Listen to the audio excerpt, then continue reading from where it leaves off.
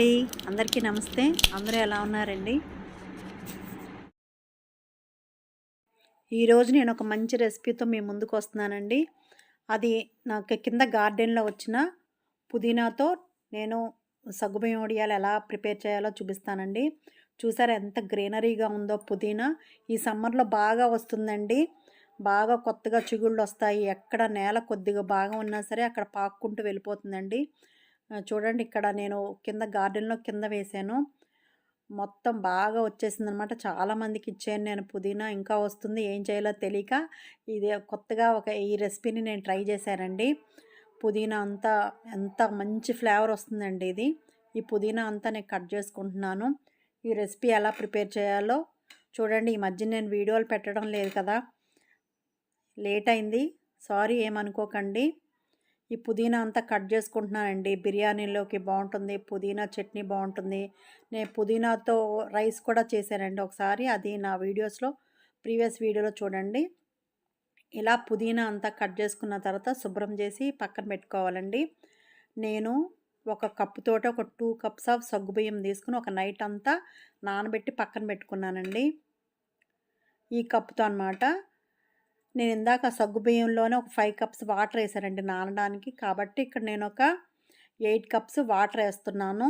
దీనికి లెక్క ఏంటంటే 1 కప్పు సగ్గుబియ్యానికి 7 కప్పుల వాటర్ పోయాలండి. నీళ్లు బాగా సలసలా మరిగిన తర్వాత అందులోకి మనం నానబెట్టుకున్న సగ్గుబియ్యం వేయాలండి. కాస్త మీడియం ఫ్లేమ్ మీద పెట్టుకొని వేసుకోవాలి. హై ఫ్లేమ్ పెట్టుకోదండి. నీళ్లు మరిగేటప్పుడే హై ఫ్లేమ్ పెట్టుకోవాలి. మీడియం ఫ్లేమ్లో పెట్టుకుని ఈ సగ్గుబియ్యం వేసి కలుపుతూ ఉండాలి. కలపకుండా హై ఫ్లేమ్ పెడితే ఏమవుతుందంటే ఈ సగ్గుబియ్యం అడుగున మాడిపోతుందండి. సో మనం కలుపుతూ ఉండాలన్నమాట. ఇప్పుడు నేను ఒక మిక్సీ జార్లో ఒక 7-8 మిరపకాయలు తీసుకున్నానండి, స్పైసీగా ఉండాలని. ఒక గరిటెడు కళ్ళుప్పు కూడా తీసుకున్నానండి. అది మీ తినే ఉప్పు కారాన్ని బట్టి వేసుకోవచ్చండి. వీటితో పాటు పుదీనా, శుభ్రంగా కడిగి పెట్టుకున్న పుదీనా కూడా మిక్సీ జార్లో వేసేసి మెత్తగా పేస్ట్ చేసేసుకోవాలండి. మనము ఇందాక చెప్పాను కదా, 1 కప్ ఆఫ్ వాటర్ పడుతుంది పేస్ట్ అవ్వడానికి. ఆ కప్పు వాటర్ అందులో పోసి మంచిగా పేస్ట్ చేసుకోవాలండి.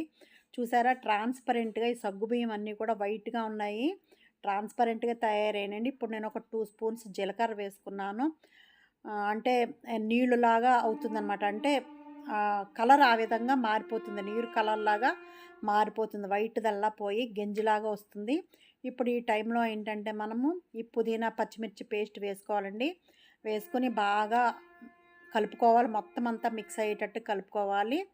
బాగా కలుపుకున్న తర్వాత ఒక 5 మినిట్స్ మనం కలుపుకున్న పక్కన పెట్టేసి చల్లారనివ్వాలండి. చల్లారనిచ్చిన తర్వాత మనం ఒక తడిపిన గుడ్డ మీద, క్లాత్ మీద ఈ వడియాలు పెట్టేసుకోవాలండి. కాస్త గోరువెచ్చగా ఉన్నప్పుడు పెట్టేసుకోవాలి. మరీ చల్లారిపోయినా సరే గట్టి పడిపోతుందండి. ఈ గోరువెచ్చగున్న టైంలో మనం వడియాలు ఏ సైజు కావాలంటే ఆ సైజులో పెట్టేసుకోవాలండి. ఈ విధంగా నేను కాటన్ క్లాత్ మీద పెట్టుకోండి. కొంతమంది ప్లాస్టిక్ కవర్ అని కూడా చెప్తారు, కానీ వేడిగా ఉండేవి ప్లాస్టిక్ కవర్ మీద ఎండకు కూడా కరిగి మళ్ళీ ప్లాస్టిక్ కొంత వడియాలకు పడుతుందని నేను ప్లాస్టిక్ ప్రిఫర్ చేయనండి. కాటన్ నైటీస్ ఉంటే పాతవి దాని మీద పెట్టేశాను.